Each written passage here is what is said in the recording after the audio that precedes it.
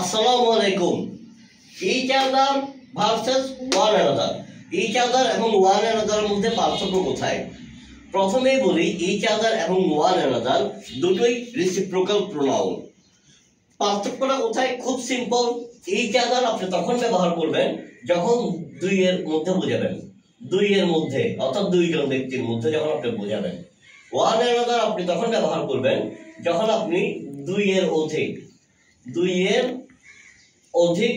বোঝাতে আমি দুইয়ের অধিক বোঝাতে দেখলাম, অর্থাৎ দুইয়ের অধিক কারোর মধ্যে কিছু বোঝাতে আপনি ওয়ান অ্যানাদার ব্যবহার করবেন। আমি যদি বলি যে করিম and Kabir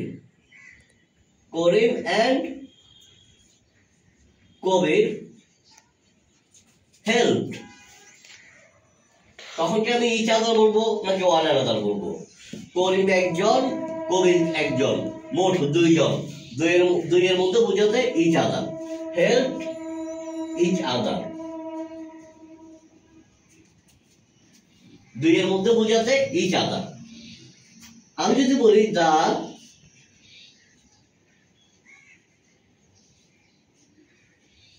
Bangladesh cricket team, অথবা বলতে পারে Bangladesh national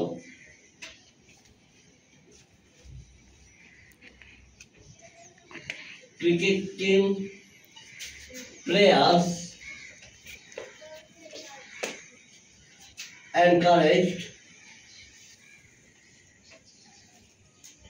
encouraged blank before the match. এখন আপনি এখানে ইচ আদার বসাবেন নাকি ওয়ান অ্যানাদার বসাবেন? বাংলাদেশ, যখন আমি বললাম the Bangladesh national cricket team players, যখন আমি বললাম যে the Bangladesh national cricket team players, cricket খেলায় কিন্তু একটা দল হয় 11 জনে। কয়জন? 11 জন। অর্থাৎ একদম ইজিলি বোঝাচ্ছে এটা দুইজনের অধিক। যেহেতু দুইজনের অধিক, তো সেখানে আমি বসাবো ওয়ান অ্যানাদার।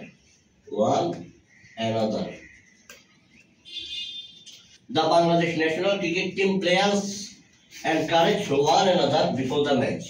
দুইয়ের অধিক বোঝাচ্ছে, দুইয়ের অধিক বোঝাতে ওয়ান অ্যানাদার। অর্থাৎ আমি যখন দুইয়ের মধ্যে বুঝাবো তখন বসাবো আমি ইচ আদার। যখন আমি দুইয়ের অধিক বুঝাবো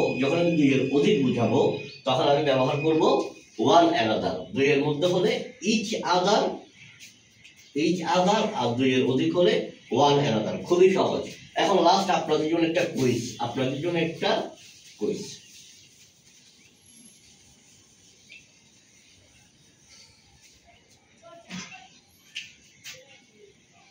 The group members